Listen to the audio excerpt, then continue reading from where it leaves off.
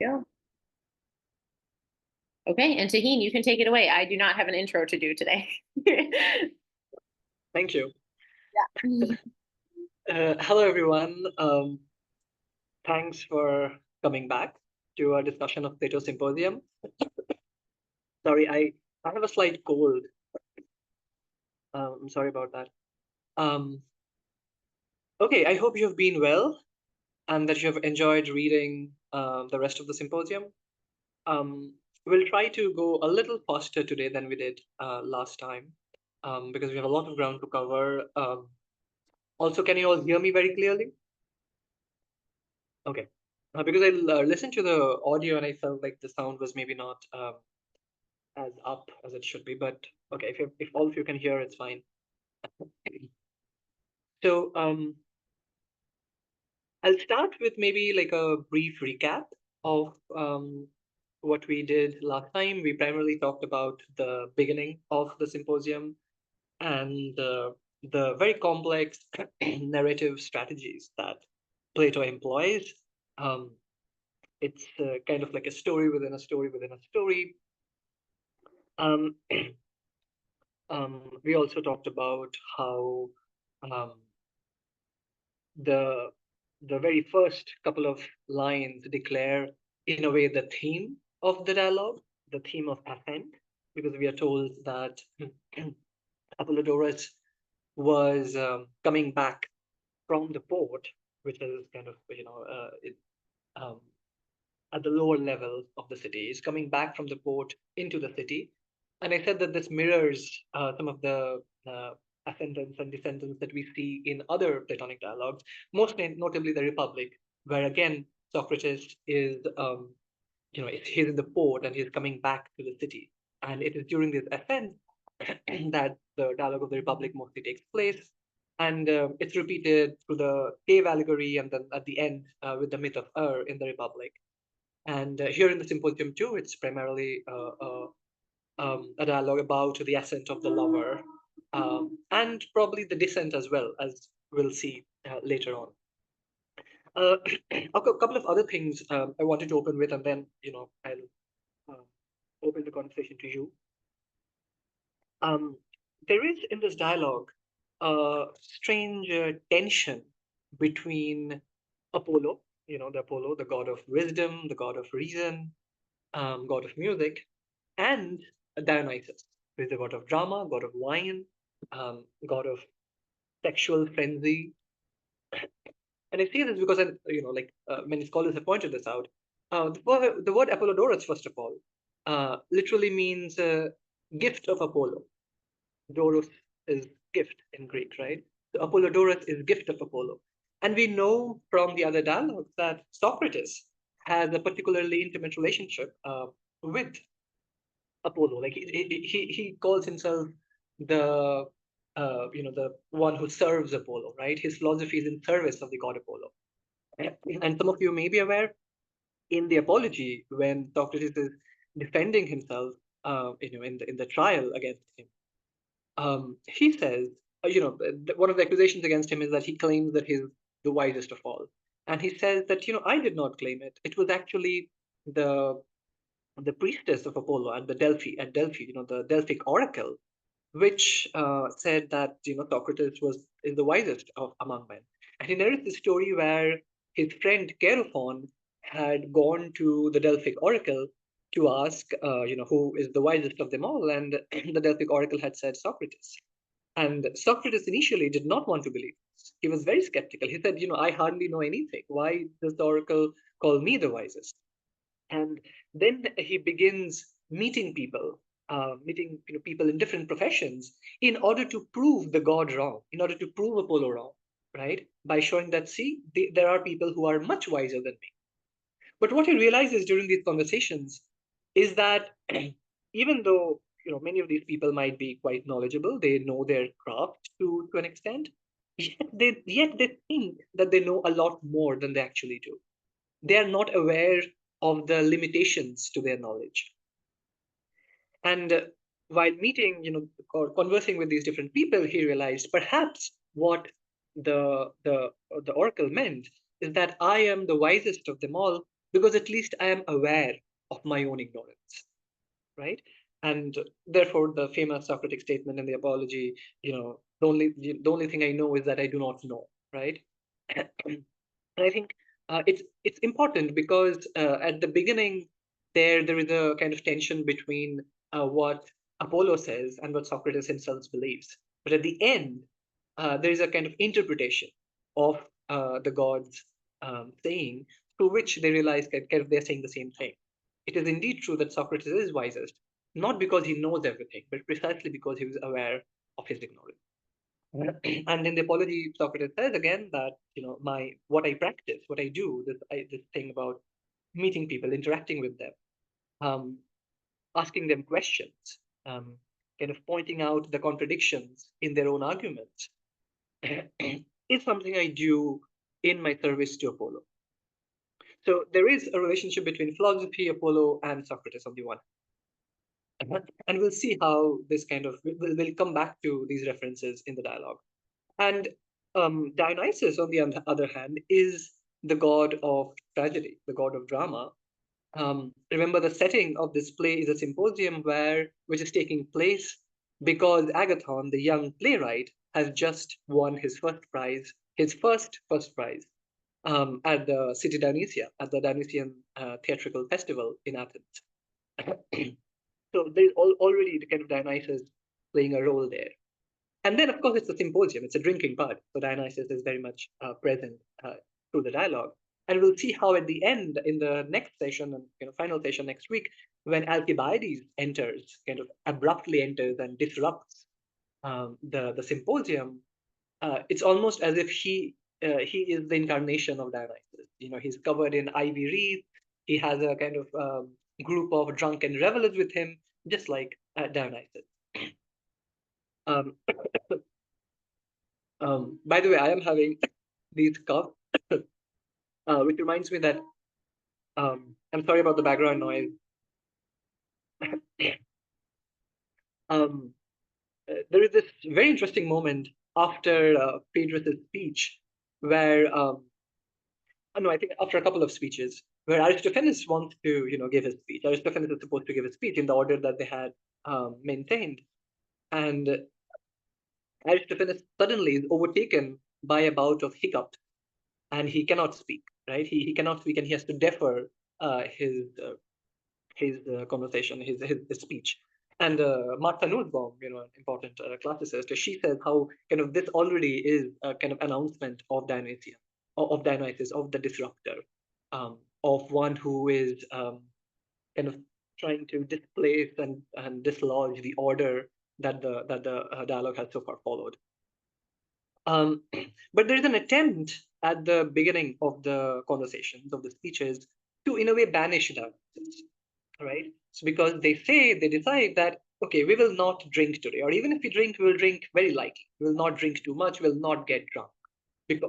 And they also banish in a way, like they ask the flute girl to go out, right? Because in ancient Greek society, and we'll talk about this in a moment, philosophical conversations, intellectual discussions was very much male masculine enterprise, right? The symposium is a very masculine space where men drink and talk. Sometimes they have flute girls or flute boys who would perform, who would dance and song, but they would provide not only entertainment, like cultural entertainment or artistic entertainment, but also sexual entertainment. They would also have sex with them. But that is banished at the very beginning of the dialogue, right? So everything that Dionysus in a way represents is asked to leave.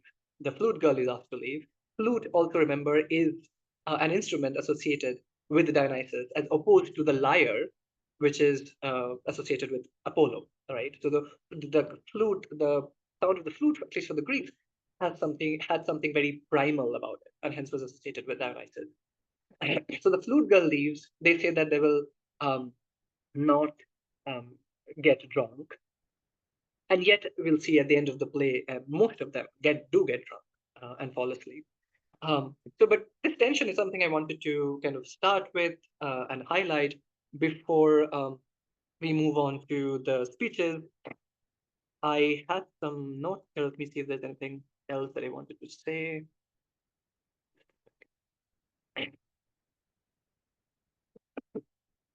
So I said Apollodorus literally means gift of Apollo, but he's also one of the most devoted of Socrates' students. In fact, he is present at his trial, which we and also in when he dies, when Socrates dies, in the Phaedo, and he's the one who is most overwhelmed. Apollodorus is the one who is most overwhelmed by Socrates' death. Okay, so the last thing before we move forward is that going back to the narrative strategies, as we discussed in the last session, a lot of this dialogue seems to be dependent on remembrance, on memory, right?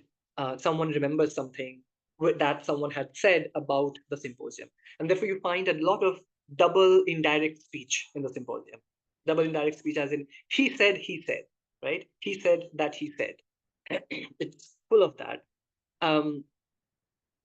And we talked about how perhaps Plato is doing this deliberately. We don't know the reason.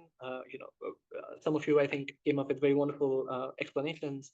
But also, I think what Plato is trying to say that do not take this as history. This is not history, right? That the truth that's contained here is not a historical truth, but a philosophical truth. But perhaps the fact that the dialogue seems so much dependent on remembrance and memory also has to do with the fact that for Plato, the idea of recollection, anamnesis, is very crucial in his philosophy. I don't know if any of you are familiar with it, anamnesis.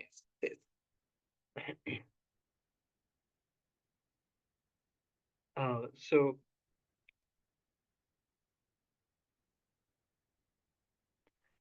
this word literally means unforgetting, right? So it's the word from which you have amnesia. So amnesis means forgetting, right? Amnesis means forgetting, from which you have amnesia. Un is the negative of it, like the alpha privative. So anamnesis means unforgetting, right? And the idea of unforgetting, the idea of recollection, is very crucial in many of Platonic dialogues, where Plato argues that we all kind of are aware of the forms, but we've forgotten about. And the task of philosophy is to make us recollect the forms in and through the physical objects that we see. So perhaps that is also something we need to bear in mind. Okay, I'll stop here for the moment. Any thoughts on the start of the dialogue in general, or even the first couple of speeches, the first speech by Phaedrus on love, and then the one by Pausanias? I think the second one is by Pausanias. Anything that you found interesting, strange about the first couple of speeches, or anything that I had said? Please feel free to unmute yourself and speak. You can also type on the chat. So remember, they're trying to decide what they should speak on. And Eryximachus says that, what I'm going to tell you is not something that I'm saying. It's something that Phaedrus wants to say, but he cannot. So I'm saying on his behalf, right? And he says, again, we here have like, I think, a triple doubling of like, he said. Apollodorus said that, Aristodemus said that, Eryximachus said that, Phaedrus said. Phaedrus said, and we hear this through Eryximachus, that all the poets have written so much about all the different gods, Zeus and Demeter and Persephone and Hades, but very few of them have actually given speeches, celebratory speeches on love. So, and that's one of his complaints, Phaedrus's complaints. And so they decide that they will speak on love. Each of them will give a speech in honor of Eros, right? The god of love. And Socrates says, I don't think anyone will vote against this. How could I vote no when the only thing I say I understand is the art of love? Very interesting, because in the Phaedo he says the only thing I know is that I know nothing. So there is and he says here, the only thing I understand is the art of love. There is almost a kind of relationship here between perhaps between a certain kind of ignorance and love, or perhaps the idea that love is not ordinary knowledge. It's something that resides at the limits of what can be known. Yeah, any thoughts on any of these first dialogue, first two speeches?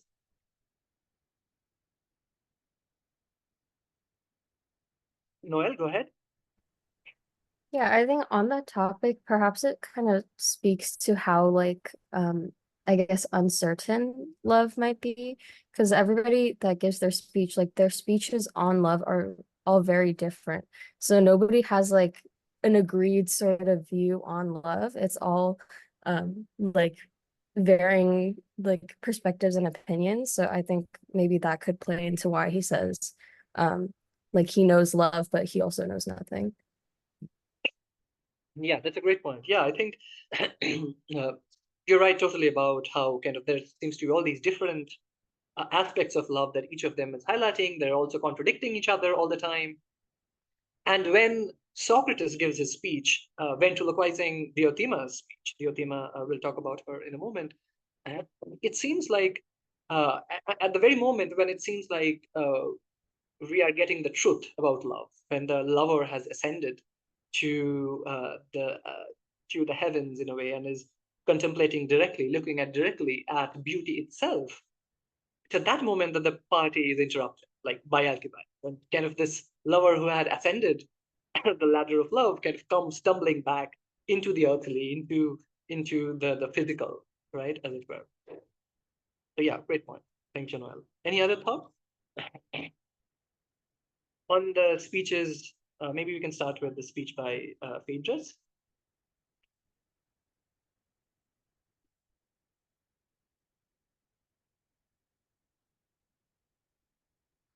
I mean, if no one speaks, we can. I'm totally okay with having a period of awkward silence here.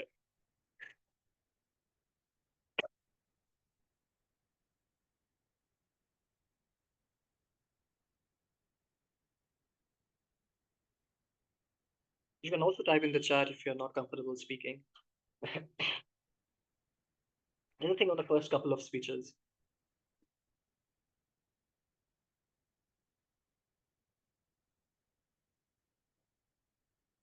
You can also maybe kind of summarize it very briefly if you want.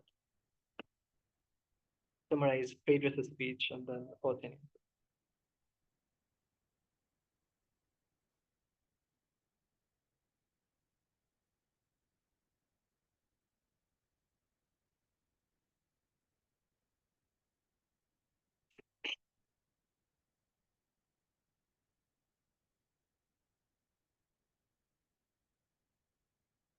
No one? Okay, I'll venture a beginning and then you can contribute.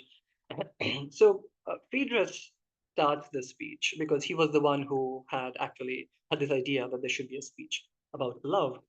And Phaedrus says that love is the oldest of the gods. He cites Hesiod's Theogony, which is the one of the oldest texts, along with Homer's epics, sometime in the 8th or 7th century BC, composed sometime in the 8th or 7th century BCE. And it's about cosmogony, the beginning of the universe, how the gods were created, how it's called theogony literally, so how the gods came to be, right?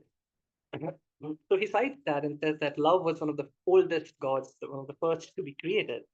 And love is a beautiful God because he instills moral values in us, right? He instills pride and shame. He says that perhaps it would be best if we send lovers, the lover and the beloved, as a team to war, because then they would actually fight for each other, right? And therefore, in turn, be fighting for the country as well. They would not leave their beloved. The lover, for example, would not leave their beloved in the battlefield to die. So it would actually strengthen our military, our army, if we sent lovers to war. And he kind of goes on talking about how Achilles was honored because of his love of Patroclus, because he took Patroclus as his lover, and when Patroclus died, we know how Achilles cried. He was beating his chest. And because of his love of Patroclus, Phaedrus says that he was sent to the Isle of the Blessed after she died. William? Yeah, I just wanted to circle back to that point that you were making about the lovers going to war. I thought that was interesting because shortly after this, right, like I would say like was it 30 years after this was written, you have like the Theban sacred band, which is 300 male lovers. You know, I would wonder if this had any influence on that, you know. Yeah, that's a very good question, actually. Sorry, the dating is always um, so difficult with these texts. So we don't, for example, have an exact date for the symposium. So I'm not sure, but that's an interesting thought. I don't know how popular at that point Plato was in Sparta. Probably not. Yeah, that's why it's so interesting, right? Because it's so exact what what he's saying here and what would eventually happen or it was happening. Yeah, exactly. Yeah, that's a great point. Thank you. Okay, we move on to and as I said, we'll kind of move a little fast through these. We move on to the speech by Pausanias. By the way, Eryximachus and Phaedrus are lovers in the dialogue. I mean, we know from history and from other dialogues, Eryximachus and Phaedrus are lovers, while Pausanias and Agathon are lovers. So when when Pausanias in his speech is differentiating between two kinds of love, two kinds of Aphrodite, right? His claim, in a way, indirect claim or implicit claim, is that the love that I have for you, is of the better kind, is of the Urania, the older goddess, which is like pure love, while the other goddess is represents vulgar love, right? So he talks about two Aphrodites, Urania and Pandemos. Urania is is translated as heavenly Aphrodite, who was born out of some of you probably know the myth. Kronos, the god, and we know most of this from Hesiod. Kronos castrated his father Uranus, right? And Uranus's genitals fell on the sea, and from his genitals in the sea, and from the foam that it gave rise to, we Aphrodite sprung up. Okay, so the meaning of Aphros means sea foam. So Aphrodite is one who is born of foam, of sea foam. So it's a very violent kind of origin story for Aphrodite. But Pausanias claims that this Aphrodite is actually the purest of the two Aphrodites, because the other Aphrodite is born of Zeus and Dione and is common Aphrodite. It's for vulgar love. When people just love the physical, that is common Aphrodite, right? Anything that you find interesting about this hierarchy between the two loves and what Pausanias says after that in 181b, for instance, 181b and c. I find it really interesting that even in this time there was a hierarchical love, and I think we've kind of come full circle. And I bring that up because we have similar discussions nowadays about like hookup culture versus, more traditional forms of relationships and love. So it's very interesting that this is a theme that is still very relevant. And that we've seen in history, but we've seen once again that there's a distinction between like higher, more highbrow forms of love versus like lowbrow, just carnal desire. That's right. Yeah. I mean, we find this, of course, in Christianity too, in all traditions in different forms, and we certainly find that in ancient Greece too, though in differently articulated. Like, right, there is a hierarchy, but the way they're articulated is often very different. Anything else?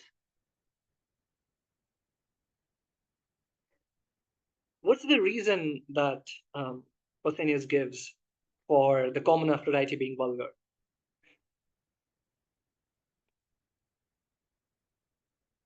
Anyone remembers? Something that I think this kind of highlights is almost maybe some of the patriarchal or misogynistic views that you would have found in Athens at the time, because he's kind of saying like the common love is felt towards women, so it's kind of like highlighting that, just kind of that vibe that would have been in Athens. Yeah, absolutely. Absolutely. So I think here we definitely find, the kind of Greek misogyny at work, because he says, as you rightly point out, that it is through the heavenly Aphrodite that we love boys, that, men love boys, and so on. But it is through the common Aphrodite that which does not distinguish, which kind of loves boys and women and everyone else. But also importantly, it also relates back to their origin story. So the heavenly Aphrodite is born entirely out of the father, right? The father's genitals. The mother has no role to play there. The heavenly Aphrodite is, in a way, he says, not polluted by the presence of the feminine, right? Well, the common Aphrodite, because she is born of Zeus and Dionysus, so both male and female, that it's vulgar, right? And we find this running through, a lot of Greek mythology, that the presence of the feminine as polluting what would otherwise be a pure presence. And we find this most thoroughly kind of developed in Aeschylus's trilogy of plays, the Oresteia. In the Oresteia, again, some of you are probably familiar with how Agamemnon, the king Agamemnon, when he returns from the Trojan War to Greece, is killed by his wife Clytemnestra. And then Clytemnestra, in turn, is killed by their son Orestes, right? And when this happens, Orestes is pursued by the Furies, who are, kind of these ghostly, like, kind of presences, which spirits, which embody the feminine power, right? And they're like feminine spirits of vengeance, and they want to punish and kill Orestes. But Orestes runs away. Orestes flees Athens, and there's a long journey that he undergoes, and eventually he ends up in Athena's and Apollo's court. And there's a vote. There's a casting of votes about, should Orestes be set free, or should he be punished for killing his own mother? His argument is that I killed my mother because my mother killed my father. But can you kill your mother even if he kills your father? Like, that's a question that's debated. And there's a vote, and then there are equal votes that are cast. So there's a deadlock. And Athena finally casts her vote, the kind of the winning vote for Orestes, because she says the mother is not really that important. The mother has no role in reproduction. It's the father who alone reproduces. The mother is merely the nurse in the sense, in her body, when she's pregnant, she's just nurturing the child. She has no role to play in birth. And therefore, the mother is not so important. Father cannot be, if you're avenging your father's death, then you're in the right. And therefore, Orestes is set free. The Furies, who are like these violent, feminine spirits of vengeance, they are domesticated. Their powers are curtailed. They are kind of neutralized, and they then begin serving, the city itself. Anyway, so their powers are kind of appropriated by Apollo and Athena, and as a proof of the fact that the mother plays no role in reproduction, is only the man, the father, who contributes to reproduction. She points at herself. Athena points at herself and says, "Look at me. I am not born of a mother." Now, the story behind Athena's birth is that Athena, some of you may be aware, was born out of Zeus's head. Zeus had a very bad headache, and he asked his son Hephaestus, the smith god, to break open his head. And Hephaestus breaks open his head, and out comes Athena, fully grown. And therefore she says, "Look at me. I am the example of the fact that the mother has no role in reproduction." We kind of see something similar happening here with Aphrodite as well, in Pausanias' speech, where he says, this heavenly Aphrodite is not polluted by feminine presence, and therefore is much more superior than the common Aphrodite. So this is what he says. This goddess, meaning the heavenly Aphrodite, whose descent is purely male, hence this love is for the boys, is considerably older and therefore free from the lewdness of youth. That's why who are inspired by her love are attracted to the male. They find pleasure in what is by nature stronger and more intelligent. So because she's born of a man, entirely born of a man, she favors men, and men who are naturally, Pausanias says, superior and more intelligent. Any thoughts, comments?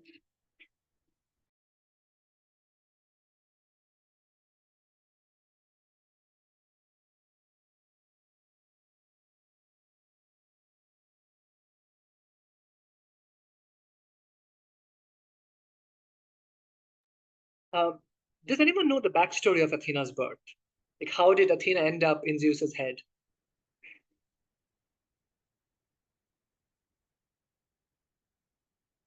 Anyone?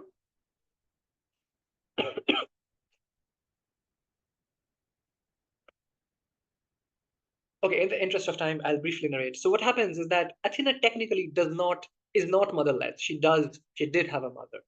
So Zeus made love with Metis. Metis is the goddess of kind of intelligence, a different kind of intelligence. It's more like a kind of cunning and shrewdness, right? She was very intelligent. Zeus had sex with her, with Metis. But then there was a prophecy that the son of Metis would kill Zeus, just like Zeus had overthrown his own father, right? Zeus, of course, did not want this to happen. So what he did is that when Metis was pregnant, he swallowed Metis. He actually like ate Metis up. Even though we are told that it's not to be taken literally, like figuratively, he kind of appropriated Metis's powers and became cunning, which is also probably true, but I think we can see them at both levels. So he swallowed Metis, his partner. Metis died, but Metis, I think, was pregnant with a son and a daughter. The son who was to kill Zeus did not, come out of Zeus's head, so he did not live. But our daughter, Athena, lived, and she was the one who kind of completed her gestation in Zeus's body and then came out of Zeus's head. So it's not that Athena does not have a mother. She does have a mother, but that mother is murdered. That mother is erased, right? So that it's not simply erased in terms of her being killed, but also erased from the story, from narrative, from representation itself. Therefore, her story, her reference is not brought up in the court of Athena when Orestes' trial takes place, right? And feminist writers have written how if only the Furies or someone else had brought up the story of Metis, then perhaps the result would have been something different. Because the story shows that Metis was, in fact, Athena, in fact, did have a mother, right? So there, at so many levels, this erasure of the feminine, of the maternal, is taking place in the story. And we find a reflection of that here as well. Again, please feel free to raise your hands or write something on the chat if you have thoughts or questions. I can't even blame Lauren today for the time. Noel, go ahead. Yeah, I'm kind of curious to know how like the connection between the feminine and like the physical body, because I know that in his speech he does place like a lot of emphasis on how like common Aphrodite and that kind of love is associated a lot with like the physical, and like that's kind of part of why it's bad. Yeah. And I know like especially today, I'm not sure about like in Athens at the time. I'm sure it was like kind of similar, but like the association with like women, like their physical sexuality. So yeah, super like half-baked thought, but I'm kind of interested in that sort of connection. No, that's a fully baked and wonderful thought. Uh, you're totally right. We see this hierarchy very much in ancient Greek philosophy, this hierarchy between the intelligible and the sensible. The intelligible are thoughts, the things which we can think about. Sensible are things which we can touch, right? So therefore, the transcendental world and the physical world. And often, this hierarchy between these two worlds is mapped onto the hierarchy between the two genders. So the masculine represents the mind, right? or sometimes, the rational part of the soul, while the feminine represents the body and, the irrationality, physicality, all of that. And we find this all over. We find this, I think, most clearly also in Plato's Phaedo, where Socrates is kind of giving his swan song, his death speech. Even though I would say again that Plato is a very complex writer, so even though all of that is happening, there are still kind of moments where that narrative is contradicted, by something else that's going on. There's always something else, something more that's going on in Plato. But yeah, you're totally right. Dr. Horn? Just a quick question or comment, and that is that there's the physical love, it seems to be devalued because it's just impulsive, instinctive, animalistic, and by animalistic I mean animals do this. That there's no rational, willful thought to it. It's the genes are asserting themselves for reproduction, and so the higher love is not necessarily based on the genetic reproducing. It's a conscious choice, and it may even be in quotes unnatural, because there's no procreative function to same-sex love. So this is it's taking it out of the realm of what bodily instincts or animalistic urges and drives, and it's taking it to a level of conscious choice, willfulness, a different purpose for the act of love.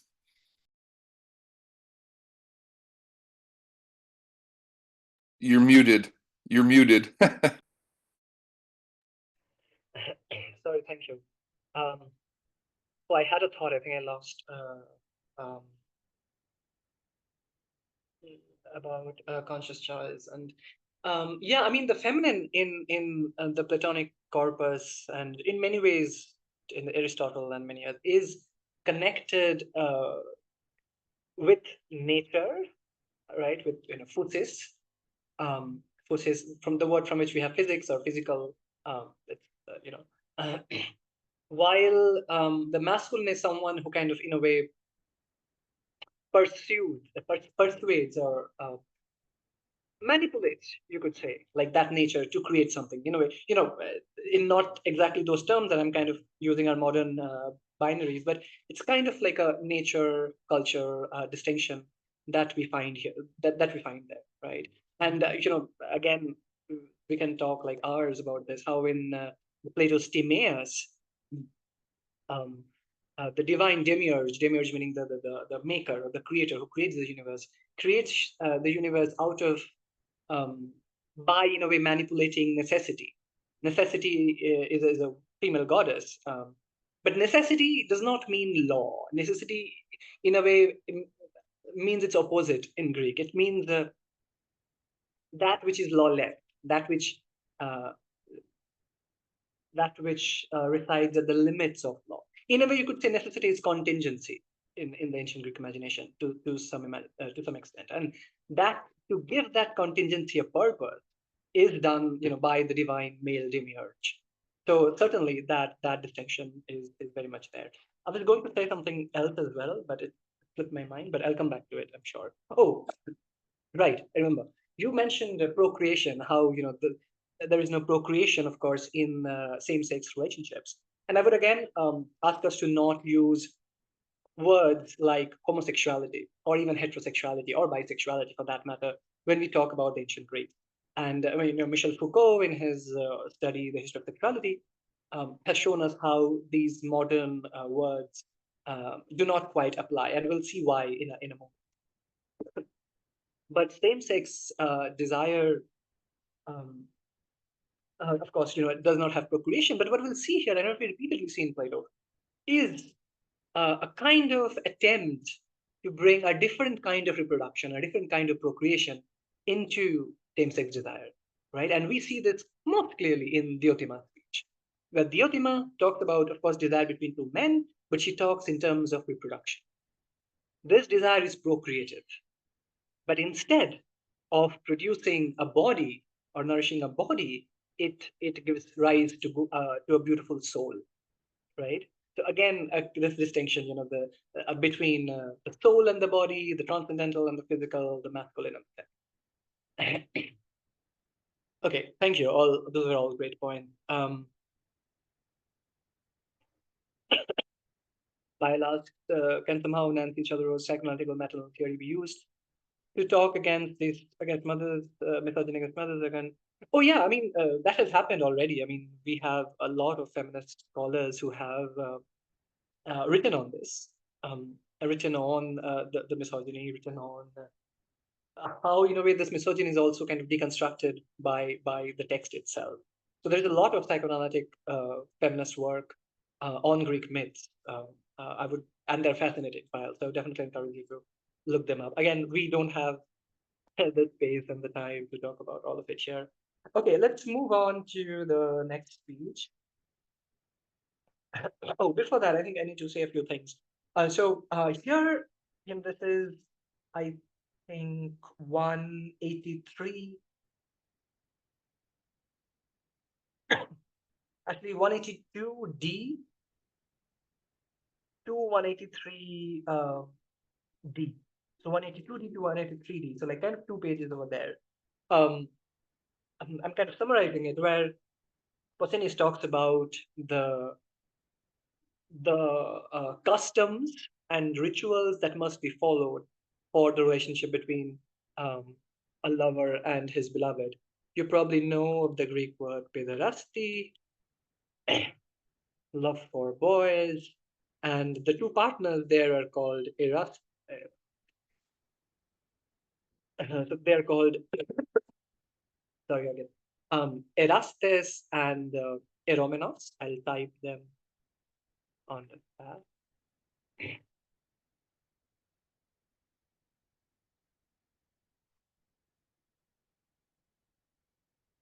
Erastes is the older man, the lover, while Eromenos is the younger boy. And it's this relationship that the Greeks idolize over any other form of relationship in the 5th century. I mean, it's not like it happened all the time. But the interesting part here is that it's not, when you think of ancient Greece, there's again this popular idea that, ancient Greece was so liberal, you could have sex with anyone you wanted, right? You could have, homosexuality, again, a misnomer for the Greeks, but or a kind of at least an anachronistic term. Homosexuality was totally accepted, and so the Greeks are kind of seen in that light. But the reality, however, as always, is far more complex. First of all, not all kinds of relationships, not all kinds of men could have relationships. For example, a man and a slave. I mean, they could have, men used to have male citizens would have sex with slave boys, but that would not be seen as a love relationship, right? That is number one. Secondly, love between two kind of men of the same age was also problematic. And we'll talk about it, why this is problematic, and it had political reasons to be problematic. And Foucault has written in detail on this, and kind of the link between desire and politics. Because sexual relationships in ancient Greece were not merely a private affair between two individuals, but it formed a crucial link in the larger social hierarchy, which determined the performance of certain roles. And we find this most clearly evinced in the practice of pederasty, the kind of practices, customs, rituals that develop around the pederastic relationship shared between an older man, the Erastes, and the younger boy, the adolescent boy, Eromenos. As I said, it's difficult to map Greek notions of man-woman or man-man relationships onto modern categories of heterosexuality and homosexuality, because the Greeks did not differentiate between two kinds of desire, one directed towards the woman, one directed towards the man. Or at least it was not a distinction about sexual orientation. The distinction was a moral distinction, and it had to do with something else. And what it has to do with is certain moral and political anxiety about the relationship. And again,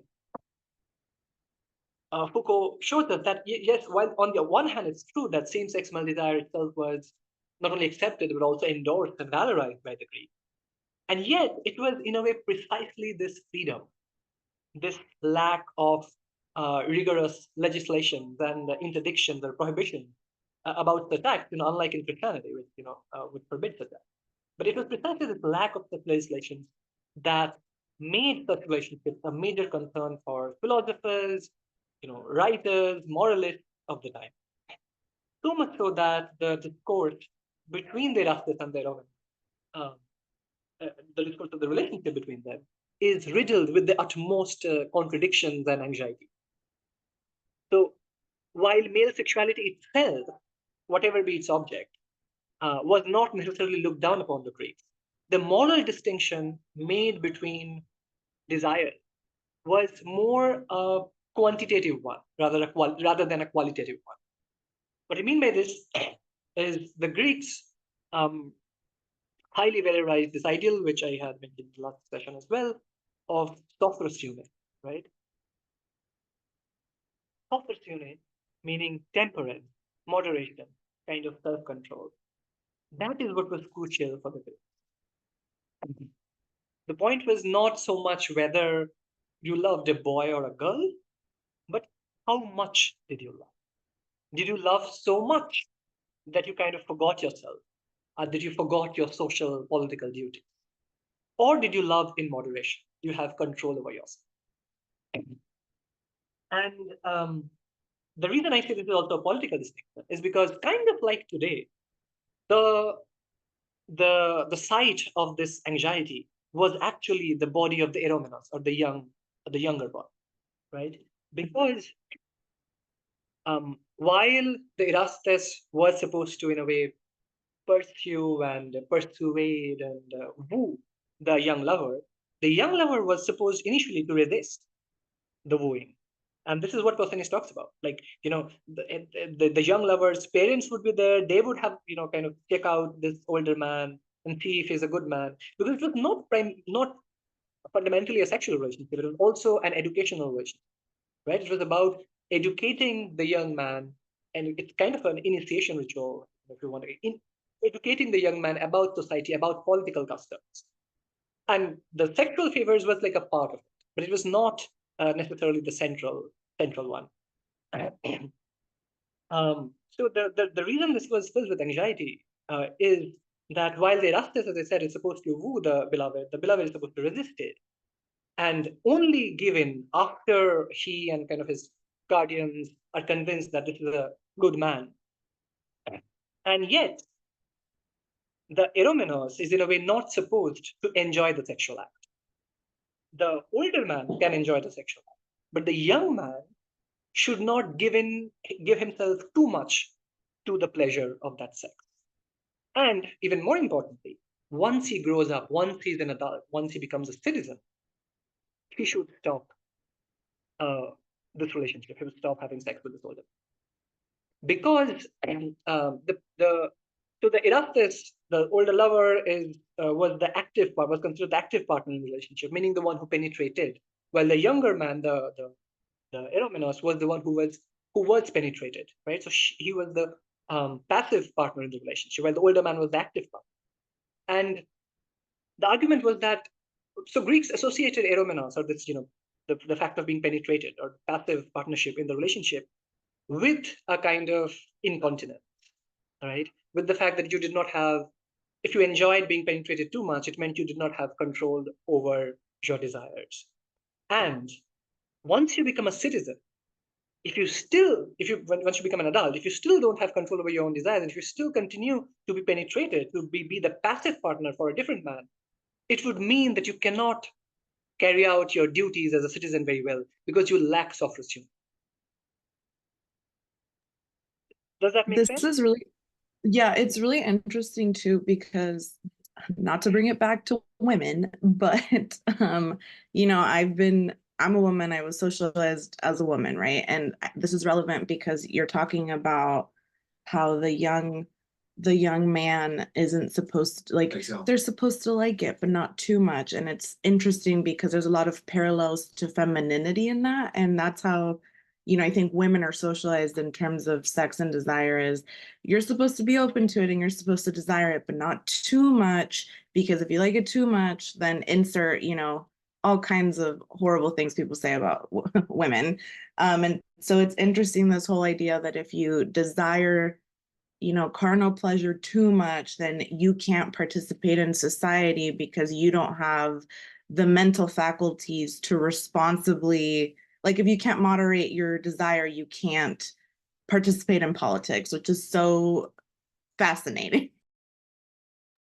It is, right, and you're totally right. By the way, I work on feminist philosophy, so I my work is on feminist philosophy, feminist readings of these texts. So never hesitate to bring up issues of women. But yeah, you're totally right, and I think it's interesting that women were not considered kind of full citizens because they did not have the right to vote, right? And because they could not think for themselves. They did not have control over their bodies and over their desires.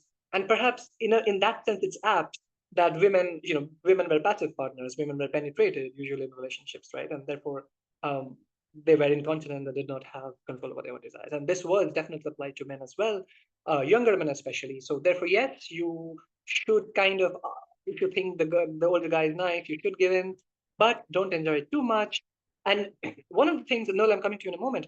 One of the things that you'll find in Greek art as well, I'll see if I can show a vast painting next week, where the man, with his erect penis, the older man is trying to like have sex with the boy, and the boy is kind of hesitating or like slightly pushing him away. Like that resist, the boy is supposed to resist, because if he does not resist, it means he's enjoying it too much, right? And therefore, there is an anxiety about if when he grows up, if he cannot control his own desires, can he take decisions in the polis, in the city? No. Yeah, I think it could also have to do with like, I mean, like men also do have that like carnal desire, but like people don't sort of put that same standard on them. And I think it's because rationality is kind of like a given for men. It's like, oh, even if they carnally like desire someone in that way, it's like, oh, they'll still have their rationality because they're men.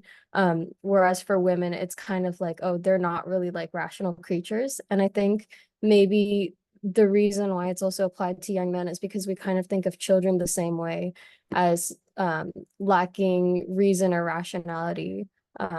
So they're kind of pushed into like that same role. Yeah, absolutely. And women are often equated with children in ancient Greek texts.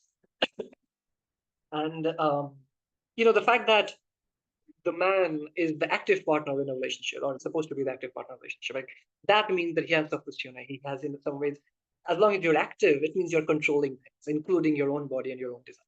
But the moment you're passive, that creates certain tension. So yeah, absolutely. Okay, so as I said, I wish I could blame Lauren today. I don't know. It's just such a complex and dense text. Kind of 3 hours overall. Okay. After this, we have the hiccups by Aristophanes, which we talked about briefly, and then we move on to Eryximachus' speech. Eryximachus, remember, is the physician. He's the doctor, and he is in a relationship with Phaedrus. And he says, we'll pass over this speech very briefly. He says that medicine is guided by love. So love here is a force that brings harmony between the different bodily elements, right? So when we fall sick, it's because our the different bodily elements, you probably have heard about the theory of the humors. The different bodily elements are in disarray, are in disharmony, and love, in the way it's kind of like the medicine represents love here, which purpose is to bring harmony into the body, and harmony here stands for love. And he compares this with music and so on, and the seasons and the cycle of the seasons and so on. We're kind of not going into the details. We can briefly end with Aristophanes' speech. Aristophanes had initially been unable to speak, but now he speaks. He says, like, my hiccup has stopped. And Aristophanes was a comic playwright. He was just like Aeschylus, Sophocles, Euripides, and Agathon, who's present here, are tragic playwrights. Aristophanes is a comic playwright, and Aristophanes kind of famously or infamously lampooned Socrates in his plays, most notably in The Cloud. He lampooned Socrates and presents Socrates as this very ridiculous sophist. We talked briefly about the sophist in the last class, one who would just use persuasive arguments for their own benefit or to win money without worrying at all about the truth. So it's strange that Plato is in a way distinguishing between Socrates as the philosopher and the sophist, while another contemporary text, which is of course like a parody, presents Socrates as the sophist himself. So this is perhaps one of the most famous of the speeches from the Symposium. It's a kind of rivals Diotima's speech in its popularity. It's where we are told that Aristophanes tells us that we were not, the human beings, our bodies were not like how it is now. At the very beginning, we were, it's like two people combined in one, right? We had 4 eyes, 4 legs, 4 arms, like 2 sets of all of those things. And we were very powerful, right? Because we were kind of these 2 in one. And we were so powerful that, those people wanted to overthrow Zeus as the king of the gods, right? Overthrow the gods and become the ruler of the gods. And Zeus, of course, did not like this idea. So what he did, he divided these circular bodies into 2. Okay, and Aristophanes says that there were 3 kinds of bodies. One which were kind of men, like both were men. One in which both were women, and the third in which one was a man and was a woman. And after Zeus cut them into half, they kind of dispersed in all directions. But we are all continuously looking for the other half partner from whom we have been separated. That, Aristophanes says, is the origin of desire, origin of love. We are always looking for that perfect partner, and that partner is always elusive because we cannot find that partner. And once we think we have found them, we don't want to separate from them. So that's like the cycle, and then you separate and then you again come together.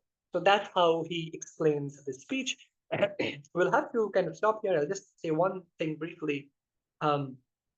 This speech has given rise to the question or debate: does this mean that the Greeks did have something like homosexual desire, or because we see here 3 kinds of bodies?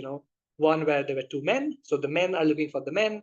The one in which there were 2 women, they are looking for the other woman. One in which you had a man and a woman, they're looking for the person of the opposite gender. So does this mean that the Greeks had a clear idea of homosexuality and heterosexuality? Many other queer theorists have, however, argued otherwise. So David Halperin, for instance, says that it would be too simplistic and reductive to call it homosexuality in the way we understand it. If you're interested, I would urge you to read Halperin's book, and especially his essay in that book. The book is also called 100 Years of Homosexuality. And the essay, the first essay there, the first chapter is also called 100 Years of Homosexuality. So I would encourage you to read that, where he talks about how homosexuality is a modern phenomenon, and heterosexuality, in fact, comes after homosexuality. It's the invention that you have to kind of contrast it with homosexuality. For the Greeks, on the other hand, the very fact that, in this myth, the two men and the 2 women, they're not classified under one group, right? We don't have like a kind of idea of homosexuality that would incorporate what today we call gays and lesbians as well, right? And he gives some other reasons. I think it's a fascinating essay I would encourage you to read. We have to stop here. We'll focus on Socrates' speech and then Alcibiades' interruption in the next and final session. I wish we had like 4 sessions instead of 3. But thank you again for joining and for your participation. Any final questions, thoughts? Wait, my final thought is A, you can blame me for whatever. I do organize the reading group, so everything's my fault. You know, in all of ancient Yeah, this should history. be 1.5 hours. And also, Taheen, you should probably come back over winter so that we continue the session. Yeah, I'll try. Yeah. Okay, but Maybe we thank can you, do the fake everyone. version. I was listening in the background, working away at SASA Post, so follow us on social media. But yes, thank you so much for another great session. Thank you, Taheen. Thank you, everyone who Thank you, joined everyone. us. We will see you Have a for the good week. final session next week at the same time. So have a wonderful week. See you next week. Thank Bye. you. Thank you.